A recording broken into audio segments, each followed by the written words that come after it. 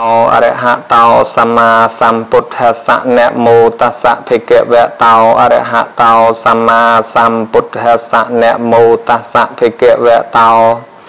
อริหะเตาสัมมาสัมพุทธัสสะសូមនមស្ការថ្វាយបង្គំចំពោះគុណព្រះពុទ្ធគុណព្រះធម៌គុណព្រះសង្ឃដោយសេចក្តីគោរពដ៏សង្ខេបបែបខ្លីសូមក្រាបថ្វាយបង្គំសម្ដេចព្រះអគ្គមហាសង្ឃរាជទាំងពីរគណៈសូមក្រាបថ្វាយបង្គំសម្ដេចព្រះមហាសុមេធាធិបតីព្រះសង្ឃនាយកនៃព្រះរាជាណាចក្រកម្ពុជាព្រមទាំងសម្ដេចគ្រប់ព្រះអង្គនិងព្រះករុណាព្រះគុណជាអង្គម្ចាស់គ្រប់ព្រះអង្គសូមចម្រើនពរដល់សម្ដេចទ្រង់ឯកឧត្តមអ្នកអជ្ញាលោកជំទាវលោកស្រីពុទ្ធបរិស័ទទាំងអស់ទូទាំងសកលមណ្ឌលព្រះពុទ្ធសាសនា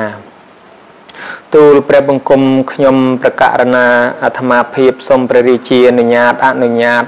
លើកឡើងនៅព្រះធម៌ទេសនាមកសម្ដែងក្នុងទីនេះគឺសម្ដែងអំពីដេជះ5យ៉ាង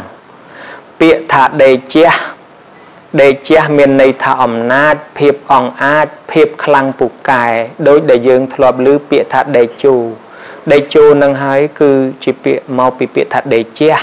ដែលមានន័យថាមានអំណាចអង្អាចខ្លាំងពូកែឬក៏សម្ដែងអំពីសមត្ថភាពដ៏ទូលំទូលាយលើសអ្នកដទៃចឹងទៅគេហៅថាដេជះនេះរមែងមានទៅលើមនុស្សណាមនុស្សនោះនឹងបានឡើងយសឡើងស័កផ្ទុយត្រឡប់ទៅវិញមនុស្សនៅក្នុងនគរនៅក្នុងពិភពលោកយើងនេះមានចំនួនច្រើនត្រូវការអ្នកដែលគ្រប់គ្រងតើនរណាដែលមានសមត្ថភាពអាចគ្រប់គ្រងដឹកនាំមនុស្សបានគឺជាមនុស្សដែលមានដេជះតើតែមនុស្សនោះមានដេជះទើបអាចគ្រប់គ្រងបានចឹងហើយដេជះនេះសំដៅទៅលើអំពើកុសលផលបុណ្យដែលធ្លាប់ធ្វើពីមុនមកហើយនឹងបច្ចុប្បន្ននៅពេលដែលបានកាន់កិច្ចការងារនោះហើយឯអំពើដែលនឹងត្រូវធ្វើជាបន្តបន្ទាប់នៅក្នុងរយៈពេលនេះអានឹងជួនកាលក៏មិនទាន់នឹងឲ្យផលដែរប៉ុន្តែដេជះក្នុងទីនេះសំដៅទៅលើផលដែលទទួលបានពីការប្រព្រឹត្តពីកន្លងមកដេជះមាន5យ៉ាងគឺដែលហៅថាគុណដេជះ1ហៅថា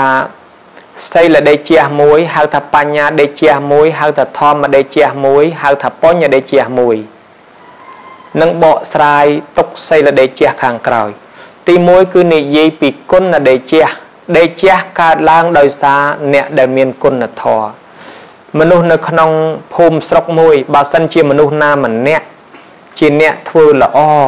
ជួយសណ្ដោសសង្គ្រោះដល់ប្រជាជននៅពេលមានទុក្ខមោះមីភ័យអាសន្នអន់ក្រដែលកើតឡើងមនុស្សនោះឯងហើយគឺជាមនុស្សមានដេជះអ្នកស្រុកអ្នកភូមិគេនឹងប្រគល់ទំនុកទុកចិត្តនិងសេចក្តីគាំទ្រស្រឡាញ់ចូលចិត្តឧបមាដូចរឿងពីកន្លងមកក្នុងប្រទេសកម្ពុជាចំនួនដេជោមាសបានជួយយកចិត្តទុកដាក់ការពារប្រជាជនជួយយកចិត្តទុកដាក់បរិច្ចាគឈាមស្រស់សាច់ស្រស់ដើម្បីតស៊ូការពារជួយប្រជាជនដើម្បីឲ្យបានសុខសន្តិភាពម្ល៉េះហើយព្រះរាជាក៏ទ្រង់សពតិលើកតម្កើងតម្លើងដេជោមាសទៅជាដេជោបរោរាជដែលយើងហៅថាដេជោមាសដេជោក្រហមកជាដើមសិក្សាតាមប្រវត្តិនេះទៅយើងឃើញថាគាត់ខ្លាយជាមនុស្សមានដេជះមួយដោយសារគាត់បានចំណាយពេលវេលាចំណាយកិច្ចការងារឬក៏កម្លាំងនឿយហត់ដើម្បីជួយដល់ប្រជាជនក៏នឹងទៅជាមនុស្សមានដេជះហើយមិនត្រឹមតែប៉ុណ្ណេះទេគ្រាន់តែលើកឡើងជាតកតាងដែលវីរៈជនវីរៈនារីសពបែបយ៉ាងបូជាឈាមស្រស់សាច់ស្រស់ក្នុងឆាកជីវិតដើម្បីជួយដល់អ្នកដទៃនឹងហើយធ្វើឲ្យអ្នកដទៃគេគ្រប់គ្រងទៅជាមានដេជះមួយបើសិនជាគេត្រូវការចង់បានមនុស្សនឹងមកគ្រប់គ្រងមកដឹកនាំសូម្បីក្នុងវត្តអារាមក៏ដោយក៏គេត្រូវការមនុស្សនឹងដែរបើគេចង់បានមនុស្សណាមកដឹកនាំគឺគេរើសមនុស្សដែលមានដេជះមួយនឹងគឺផ្នែកខាងគុណដេជះអញ្ចឹងដេជះនេះកើតឡើងដោយសារមានគុណធម៌ទី2ហៅថាបញ្ញាដេជះមនុស្សយើងបើសិនជាមានបញ្ញាច្រើនទោះបីកើតក្នុងតកូលក្រីក្រកំសត់ទុរគតក៏ដោយតទៅមុខក៏រមែងនឹងឡើងយសនឹងឡើងស័ក nâng miên âm nạch nâng kê cổ rụp kê xà lanh chô chất bán đòi xa mà nụ ni miên bà nhà dọc bà nhà nụ cặp ca krương cầm băng ốp bà sạ tiếng lái đàm bay chui khuôn anh phong chui đol bà chê chân nhiệt mật phùm phong rồi bong chì muối có đôi chì chui đol bà tê chiết ốp bà má đôi khăn rương bà bột tà xa sna rương pre mà hào sọt chê đàm chia mà nụ miên prạch nhà rồi hốt đòi chì ti trời ca rồi bọc bà rì chìa trong ban dọc mốc sầm rắp khăn ca chui bật tê chiết khăn ca đo sài panya hạp sen có lược tầm càng nơi pre mà hào sót pi pru tem manu miên panya hai miên rương cả này bẹp này giang trao nơi khăn bậc Phật sa na đại cái lược tầm càng manu để miên panya đôi chiết khăn rương nị tiên chiết đọ bậc Phật để sát ban cao chia nơi các chia cầm nát xanh nơi co sang ba mây thoa nơi lời nắng và ông tay co sang sần xóm nơi pui ba mây cứ panya này mà là hỏi và ông tay lang liệp lang du lang sakara lang sát đôi xa miền panya đôi chia nông chiết chia vịt thu bần đất thu đã bần đất để khai chia nẹt pra nẹt miền panya có quyền lực tầm càng chẳng đây asrai hết này hai ban chia dừng khơi mà nu nẹt khai sài chiều mưa pi bờ vót sài ban đam tông tới pi muốn có chi nè sài chấm ca cầm sọt tu rồi cột pan tay chi manu nâng miên bả nhà ai dọc bả nhà nu mà chui đôi manu chui đôi bả chia chôn bán có bán tới chỉ miên đầy chia mùi chẳng nè miên bả nhà nâng cứ rồi miên đầy chia pan tay bả nhà đi cả lang đời cả đáp đời cả sặc sà tình tinh phê và nía nâng cả lang đời cả cất ní miên đầy chia mùi tiết đời xa miên bả nhà đầy chia mùi tiết nâng cao lang đòi xa thoa mà đầy chia cứ mà nút để miền thoa nơi khung khuôn chia bị xét miền xây là thoa là o miền trả đại gia mà diệt trầm trừ Obama đôi nơi khung khả năng mùi tôi Obama thà vót aram chẳng cho dân trong rương mà nút mình nè ai mà group krong thua chia cha khả năng kamaka nó hỏi để cái sầm lăng rong mưa là tại trả rất bậc cô ná để ai tục chặt bán cứ cái rương bậc cô đã miền côn là thoa là o hai bờ sân chỉ rương mà nút kho chấm nến đôi bờ bột trong sầm đanh khung para bảo vệ sốt tha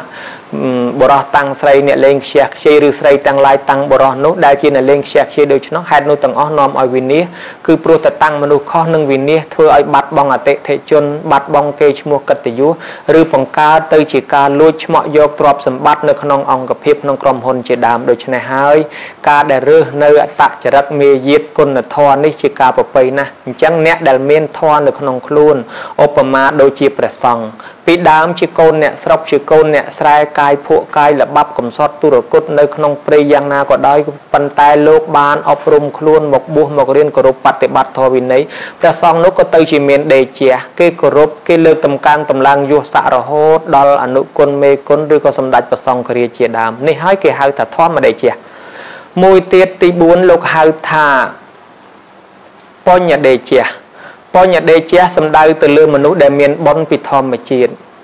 cá đây mà cá chi manu na có trong sát có trong lọ có trong sọc trong chầm rán trong che trong đăng đai pan tay nẹt lá cá mà mình ban đôi chất từ chi miên cá pi ria rồi có lật ngông áp on po sầm bol rồi có từ chi manu đại rụp riêng à cọ anh chẳng từ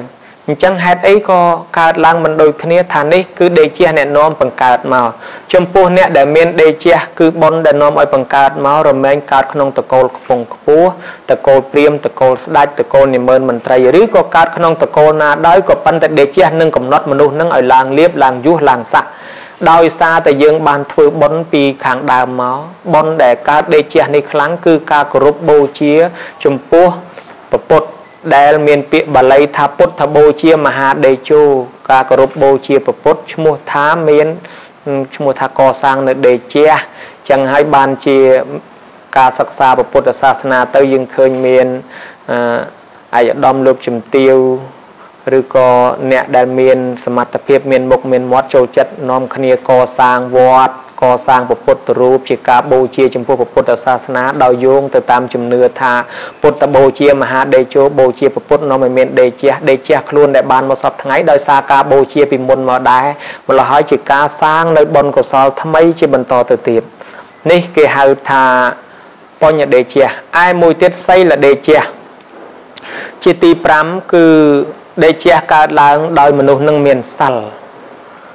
មនុស្សយើងនៅក្នុងសង្គមភូមិស្រុកជាមួយគ្នាបើជាមនុស្សប្រព្រឹត្តអំពើពីលាអាវាសែគេមិនឲ្យតម្លៃគេមិនគោរពមានតែគេខ្លាចរអានិងគេស្អប់ខ្ពើមទៅវិញទេប៉ុន្តែបើសិនជាមនុស្សនោះគឺជាមនុស្សដែលមានចរិយាមេរយាទល្អប្រព្រឹត្តនៅសិល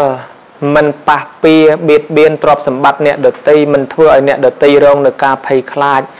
ធ្វើឲ្យមនុស្សដទៃព្រមទាំងអមនុស្សគេមានទំនុកទុកចិត្តស្រឡាញ់កោតខ្លាចគោរពទៅជាមនុស្សមានដេកជា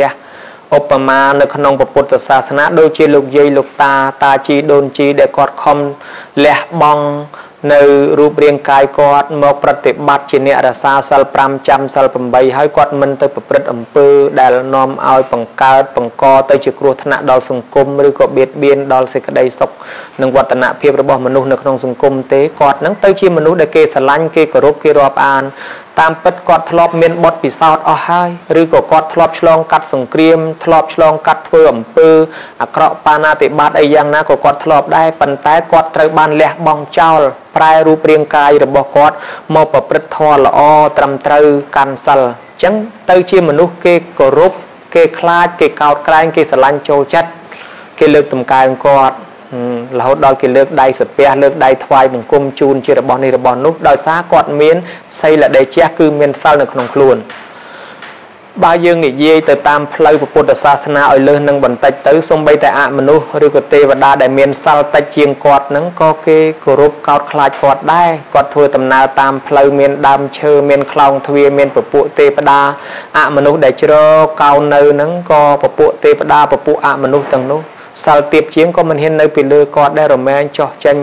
ហើយក៏នឹងគោរពគាត់ឯអ្នកដែលមានកម្មពៀជាមួយអមនុស្សខ្មោចព្រាយមួយចំនួនក៏អមនុស្សនោះឃើញគេមានសិលហើយក៏នឹង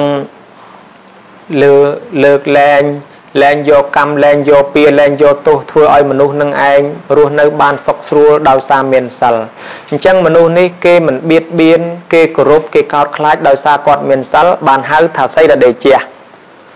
ឆ្លៀតនៅក្នុងឱកាសដ៏ប្រពៃថ្លៃថ្លានៃថ្ងៃឧបោសថសិលផងដើម្បីពង្រីកសេចក្តីនេះឲ្យទូលំទូលាយសមទៅនឹងកាលវេលានៃឧបោសថក៏សូម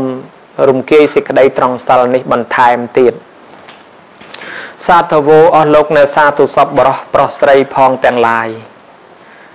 សិលនេះគឺជាគុណធម៌ទី1សីស័កសីលៈតិចៈក្បាលរបងគ្រឿងការពារគឺជាគុណធម៌ទី1ជាគុណធម៌ដំបូងដែលយើងថាធ្វើអីប្រតិបត្តិអីមិនទាន់បានក៏ត្រូវតែធ្វើសិលនេះសិនដែរពីព្រោះជាជំហាននាំយើងឲ្យបានសុខសប្បែបយ៉ាងការពារកុំឲ្យបាបចូលមកក្នុងខ្លួនសិលនេះមុននឹងចម្រើនព្រះបរិត្តក៏គេតែងសមាទានសិល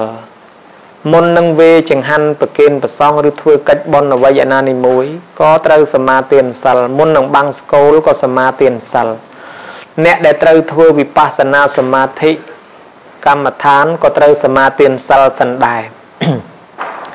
ពីព្រោះសិលអាចធ្វើឲ្យត្រជាក់ចិត្តស្ងប់រងាប់ចិត្តមិនឲ្យកើតវិបដិសារីបើមិនមានវិបដិសារីហើយនាំឲ្យកើតបាមោជៈរីករាយក្នុងចិត្តបើមានបាមោជៈនាំឲ្យកើតបៃតិឆ្អែតចិត្តបៃតិនិងបាមោជៈកើតហើយរមែងឲ្យកើតយថាភូតញ្ញនទេសនៈឲ្យកើតសមាធិចេះតម្កល់ចិត្តនឹងមមក្នុងអារម្មណ៍សមាធិហើយទៅនឹងកើតយថាភូតញ្ញនទេសនៈ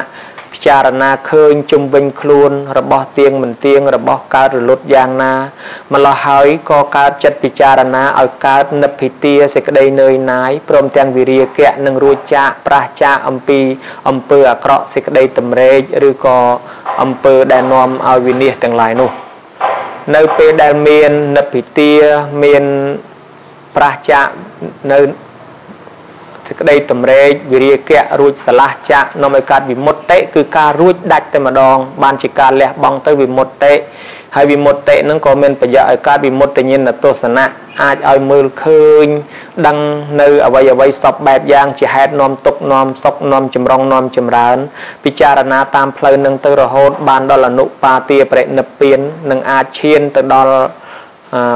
បរិនិព្វានឬការស្ងប់រងាប់ផុតទុកជាចុងក្រោយអញ្ចឹងយើងឃើញថាបើសិនជាចិត្តយើងមិនទាន់ស្ងប់រងាប់ទេយើងធ្វើអីមិនទាន់កើតទេសំបីតអ្នកដោតរុនគូតមកចូលដោតមិនចូលផងបើចិត្តមិនស្ងប់ទេញ័រដៃញ័រជើងហើយវាយតដៃគោលវាយមិនត្រង់ផងដូច្នេះបើចិត្តស្ងប់ចិត្តត្រឹមត្រូវត្រង់ហើយទើបអាចសិក្សាទុដងក្តីសមាធិក្តីអាចបានទៅទាំងអស់អាស្រ័យហេតុនេះហើយបានគេឲ្យសមាទានសិលជាខាងដើមហើយចំណែកខាងយើងសមាទានសិលនៅពេលមុននឹងធ្វើបុណ្យទានគឺមុននឹងវេចង្ហាន់ប្រគេនព្រះសង្ឃអាចារ្យតែងដឹកនាំកូនចៅឲ្យសមាទានសិលបើកាលណាយើងសមាទានសិលទៅទើបមេត្តាបិតាជីដូនជីតាដែលនឹងត្រូវទទួលផលនឹងទទួលបានពីព្រោះថាយើងអ្នកមានសិលគាត់ទទួល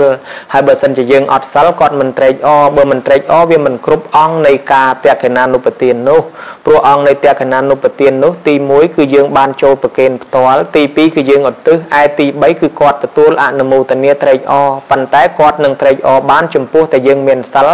បានជាគេឲ្យកូនចៅទាំងអស់ចូលមកសមាទានសិលហើយបើយើងសង្កេតមើលទៅពេលធ្វើបុណ្យម្ដងម្កាលកូនចៅអត់សមាទានសិលផងគឺឃើញតែអ្នកដទៃមកសមាទានសិលត្រង់នឹងហើយដែលហៅថាខុសពីព្រោះថ្ងៃធ្វើបុណ្យនឹងហើយគឺជាថ្ងៃដែលកាន់សិលនៅក្នុងរយៈពេល1ឆ្នាំ365ថ្ងៃយើងមិនបានកាន់សិលទាំងអស់ទេក៏សូមឲ្យកាន់បានតែមួយថ្ងៃក្នុងពេលបុណ្យប៉ុណ្ណឹងប៉ុន្តែយើងកាន់មិនបានទៀតបើដូច្នោះហើយមិនបានមួយថ្ងៃទេក៏សូមឲ្យបានតែ1ម៉ោងឬក៏10-20នាទីក្នុងរយៈពេលប្រគេននោះក៏គ្រាន់បើដែរបានសិល1ម៉ោង2ម៉ោងក៏គ្រាន់បើជាងអត់សោះមិនមែនមានន័យថារិទ្ធបាបមិនតាន់ថ្វាយខ្លួនផងសូត្រសមាទានសិលធ្វើអីនាំដាច់ទៅរិទ្ធបាបមិនមែនអញ្ចឹងទេបាន1ម៉ោង2ម៉ោងវាគ្រាន់បើជាងអត់សោះអាស្រ័យហេតុនឹងហើយបានជាមុននឹងវេគេឲ្យកូនចៅម្ចាស់ទានប្រធានបុណ្យសមាទានសិលអញ្ចឹងជាសេចក្តីជូនដំណឹងផងដែរដែលបានស្ដាប់ឮហើយប្រាប់កូនចៅពេលយើងប្រុងប្រគេនទេយទានតេខេណាទានអីកូនចៅត្រូវសមាទានសិលទាំងអស់គ្នាថាតាមលោកអាចារ្យទៅពីព្រោះអាចផលនឹងឧទ្ទិសដល់អ្នកស្លាប់បាននឹងតាមធម៌ត្រូវឆ្លងកាត់ធម៌4យ៉ាងទី1គឺធ្វើកាយវិចារចិត្តឲ្យស្អាតបរិសុទ្ធដោយការសមាទានសិលនឹងរៀបចំខ្លួនប្រាណជាដើមនេះហៅថាទេសុចរិតា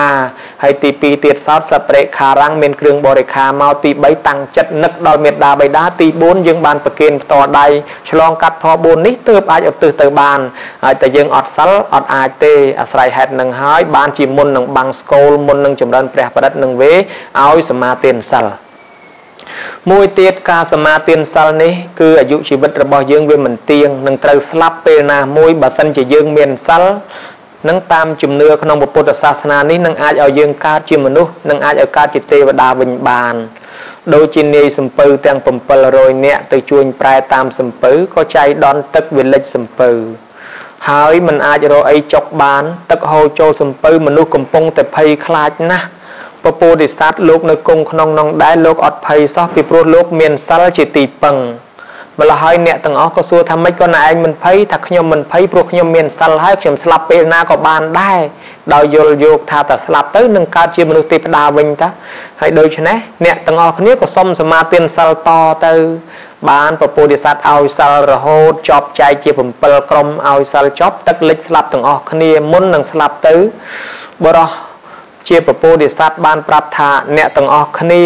មានសិលហើយអ្នកទាំងអស់គ្នាចូលប្រឹងថែរក្សាសិលរបស់ខ្លួនឲ្យស្អាតបរិសុទ្ធកុំឲ្យសៅមងឡើយគ្រាន់តែប៉ុណ្ណេះស្លាប់អស់ទៅចាប់កំណើតកើតឲ្យព្រួងព្រាតនៅក្នុងឋានសួគ៌ហើយអ្នកទាំងនឹងក៏បានចុះមកជួបពុទ្ធក្នុងសម័យពុទ្ធកាលដោយពោលពាក្យគាថាជាមួយនឹងព្រះអង្គចេះមួយចុះមួយទៅបានព្រះអង្គសម្ដែងប្រាប់ថាពាក្យរបស់អ្នកទាំងអស់គ្នានឹងពីរោះហើយប៉ុន្តែអ្នកចាំស្ដាប់ពាក្យតថាគតព្រះអង្គសម្ដែងថាសភិរេវៈសមាសេថៈសពិកបេតសន្តវੰសតੰសធម្មញ្ញយៈសយោហោតិនបាបយោអសពតុខាបមុញ្ចតោសភិរេវៈសមាសេថៈសភិរេវៈសមាសេថៈសពិកបេតសន្តវੰសតੰសធម្មញ្ញយៈសពតុខាបមុញ្ចតោមនាលទេវតាទាំងឡាយអ្នកទាំងឡាយ គឺត្រូវចូលទៅអង្គុយគៀកចិត្តជាមួយនឹងសពបរោះត្រូវធ្វើសេចក្តីរីករាយស្និទ្ធស្នាលជាមួយនឹងសពបរោះបើដឹងច្បាស់នៅធម៌សពបរោះនោះហើយប្រតិបត្តិតាមធម៌នឹងទៅរមែងបានសុខបានចម្រើនយ៉ាងនឹងឯងអញ្ចឹងបានយើងឃើញទេវតាទាំងអស់ភ្ញាក់រលឹកថាអូហេតុអីបានជាអញមកកើតនៅទីនេះអូ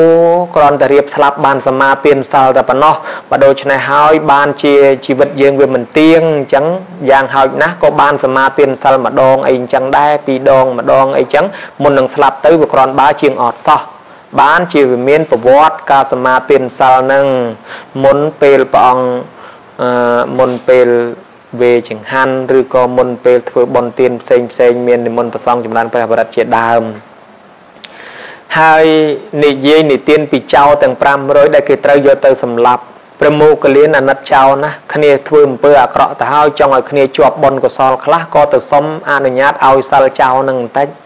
ឲ្យសិល5ហើយពិចារណាថាមុននឹងស្លាប់អ្នកឯងភាវនាធម៌នឹងកាន់សិល5នេះឲ្យជាប់ទៅចុះមនុស្សស្លាប់ទៅបាបកម្មដែលមានប្រមាណមកក៏វាមិនបាត់ដែរប៉ុន្តែដោយសារមានសិលត្រេកអរនឹងសិលចុងក្រោយក៏ទៅកើតក្នុងឋានសួគ៌សោយសម្បត្តិទឹកអញ្ចឹងទៅតអស់ពីចំហាយនៃអំពើបុណ្យនឹងទៅបានទៅទទួលបាបវិញអញ្ចឹងបានថាសិលនេះអាចជួយឲ្យមនុស្សយើងប្រព្រឹត្តនៅសេចក្តីល្អបើយើងគិតមកក្នុងសង្គមយើងមកវិញមនុស្សតអត់សិលហើយចេះលួចចេះឆក់ចេះកាប់ចេះសម្លាប់បៀតបៀនប្រពន្ធកូនអ្នកដតីទ្រព្យសម្បត្តិអ្នកដតីភូតផលកុហកបោកប្រាស់ប្រព្រឹត្តនៅគ្រឿងញៀនគ្រឿងញ៉ាមគ្រឿងសបឹងសពបែបយ៉ាងសុទ្ធតែជាគ្រឿងបង្កគ្រោះថ្នាក់ឧបសគ្គមកដល់សង្គមជាតិទាំងមូលអាស្រ័យហេតុនេះហើយបានជាបុរាណាចារ្យមានក្នុងគម្ពីរទេវទូតសូត្រជាដើមលោកបានលើកឡើងពន្យល់ហេតុផលមួយត្រង់ថាអ្នកទោសកើតដោយសារអីអ្នកជាប់គុកដោយសារអីយើងថាដោយសារខុសច្បាប់នេះខុសច្បាប់នោះមេត្រានេះមេត្រានោះព្រហ្មទណ្ឌរដ្ឋបវេនីក្រមព្រហ្មទណ្ឌរដ្ឋធម្មនុញ្ញអីច្រើនមេត្រាប៉ុន្តែដោយឡែកក្នុងពុទ្ធសាសនាគឺមិនបាច់រាប់រយរាប់ពាន់មេត្រាទេមកពីខុស5មេត្រាកាន់តែ5មេត្រានឹងឲ្យជាប់គឺអត់ចូលគុកទេដូច្នេះ5មេត្រានោះគឺអ្វីគឺសិល5ទី1គឺអំពើបាណាតិបាតកុំសម្លាប់ដាច់ដល់ជីវិតអ្នកដតីហើយទី2កុំលួចទ្រព្យសម្បត្តិអ្នកដតីទី3កុំប្រព្រឹត្តខុសប្រពន្ធកូនអ្នកដតីទី4កុំពោលពាក្យកុហកនិងទី5កុំសែបនៅគ្រឿងសង្វឹងគ្រឿងញៀនគ្រឿងញ៉ាមទាំងឡាយអញ្ចឹងរួមទាំងការប្រព្រឹត្តនៅមុខវិជ្ជាស្របច្បាប់ដែលផ្ទុយពីមុខវិជ្ជាជំនួញប្រព្រឹត្តនៅមុខរបរមុខជំនួញឲ្យស្របច្បាប់នឹងទៅនឹងគឺថាកាន់តែ5មេត្រានឹងហើយនឹងប្រកបមុខរបរឲ្យត្រឹមត្រូវតែប៉ុណ្ណឹងអត់មានជាប់គុកទេដូច្នេះអ្នកជាប់គុកទាំងអស់ស្របដោយខ្លីមកពីដាច់សិល5អាស្រ័យហេតុនឹងហើយបានជាលើតំណែងថាអង្គការសហប្រជាជាតិសម្លឹងមើលឃើញសិល5នេះជាធម៌ដ៏ល្អសម្រាប់មនុស្សជាតិគ្រប់ប្រទេសគេក៏យកសិល5នេះដាក់នៅក្នុងគោលច្បាប់នៃអង្គការសហប្រជាជាតិផងដែរចឹងហើយបានជាគេឲ្យយើងនាំគ្នាសមាទានសិលហើយម្យ៉ាងទៀតសោតញោមញាតិពុទ្ធបរិស័ទអ្នកកាន់សិល8វាមានដំណើរលឿនដោយទូកជាបា5និងជាបា8ជាបា8នឹងលឿនជាងសំបីតែខ្ញុំបង្រើអនាថបណ្ណកសេដ្ឋីម្នាក់នោះឃើញគេសមាទានសិលបោសុតមួយថ្ងៃវល់ល្ងាចហើយឯងអត់ដឹងស្រាប់តែល្ងាចអត់ឃើញគេហូបបាយបានដឹងថាគេកាន់សិលក៏សុំសមាទានសិលបានតែមួយកណាត់យប់ក៏អស់អាយុទៅបានកើតក្នុងទេវពុរីជាកំណើតទេវតាទេវបុត្រអញ្ចឹងដែរដូច្នេះយើងសម្លឹងឃើញថាពុទ្ធសាសនាអប់រំមនុស្សឲ្យកាន់សិលនេះជាការប្រពៃថ្លៃថ្លាណាស់សូមឲ្យពុទ្ធបរិស័ទទាំងអស់ភ្ញាក់រលឹកនិងនាំគ្នាអាចដាក់ពេលដាក់វេលាពីព្រោះសូរិយាទុនទេជ្រេទុនទាបរូបរាងកាយយើងក៏កាន់តែចាស់អ្នកដែលមានវ័យតំណាលយើងក៏ចេះតែស្លាប់ទៅជាបន្តទៅហើយដូច្នេះអាចល្មមពេលនឹងគោរពនិងថែរក្សាសិលបានហើយក៏សូមរតនាក៏សូមអញ្ជើញរក្សាសិលដើម្បីជាប្រយោជន៍ដល់ខ្លួនផងបាននៅសេចក្តីសុខដល់ក្រុមគ្រួសារខ្លួនផងនិងមិនប៉ះពាល់ដល់អំពើបាបកម្មផ្សេងនៅក្នុងសង្គមផងហើយក៏ជាអំពើដែលគេស្រឡាញ់គេចូលចិត្តអ្នកមានសិលទៅទីណាក៏គេស្រឡាញ់គេចូលចិត្តគេអាណិតគេអាសូរគេលើកគេតម្កើងគេតម្លើងជួគេតម្លើងស័ក្តិជួបទៅនឹងព្រះប្រទះទៅនឹងធម៌ជួបទៅអ្នកល្អជួបទៅសពរស់ជារៀងរហូតតរៀងទៅសរុបសេចក្តីឡើងមកវិញក្នុងការសម្ដែងក្នុងទីនេះដេកជះ5យ៉ាងដែលលើកឡើងពង្រីកត្រង់សិលនេះដេកជះ5យ៉ាងសម្ដែងឲ្យឃើញបញ្ជាក់ថាមនុស្សដែលមានយសមនុស្សដែលមានស័ក្តិមនុស្សដែលមានអំណាចបានយសស័ក្តិតំណែងផ្សេងគឺមិនមែនបានដោយងាយនោះទេតើតែមនុស្សនោះមានដេកជះហើយដេកជះនេះកើតឡើងពីរបស់ទាំង5យ៉ាងនេះឯងសូមញោមញាតិពុទ្ធបរិស័ទ ទាំងអស់គ្នាពិចារណានិងសិក្សារៀនសូត្រគោរពប្រតិបត្តិដើម្បីនាំសុខនាំចម្រើនដល់សង្គមជាតិសូមថ្វាយនៅព្រះរាជកុសលដែលកើតឡើងនេះដល់សម្ដេចព្រះមហាក្សត្រគ្រប់ព្រះអង្គគ្រប់ចំនួនទាំងអស់ដែលបានតស៊ូបូជាពលីព្រះកាយជីវិតដើម្បីជួយបុព្វហេតុការពារជាតិសាសនាឲ្យបានថិតថេរជ័យកាលមករហូតទល់បច្ចុប្បន្នកាលសម្ដេចអាយឧត្តមលោកជំទាវអ្នកអគ្គលោកស្រីពុទ្ធបរិស័ទដែលជាមេដាបៃតាបានទទួលអនិច្ចធម៌ទៅពីព្រោះបុព្វហេតុជាតិបុព្វហេតុសាសនាគ្រប់ចំនួនក៏សូមឲ្យបានអត្ថមនុញ្ញផលរួចចាកទុកដោយសេចក្តីប្រាថ្នារីឯសម្ដេចទ្រង់អាយឧត្តមលោកជំទាវអ្នកមុខអ្នកការប្រមុខនៃរដ្ឋាភិបាលព្រមទាំងថ្នាក់ដឹកនាំគ្រប់តបជាន់ថ្នាក់គ្រប់ក្រសួងគ្រប់ស្ថាប័នសូមឲ្យកាន់កិច្ចការងារនោះបានរលូនសម្រាប់ជោគជ័យគ្រប់ភារកិច្ចពុទ្ធបរិស័ទទូទៅទាំងអស់ទាំងប្រសង់ទាំងក្រហមក៏សូមឲ្យជួបតែសមាទិដ្ឋិនឹងបាននៅសេចក្តីសុខចម្រុងចម្រើនកុំឲ្យមានជំងឺឈឺអាពាធបៀតបៀនឲ្យបាននៅសេចក្តីសុខនិងសុភមង្គលតរៀងទៅការថ្លាថ្លែងសម្ដែងព្រះធម៌ទេសនាសន្មតថាចប់អេវ៉ាំង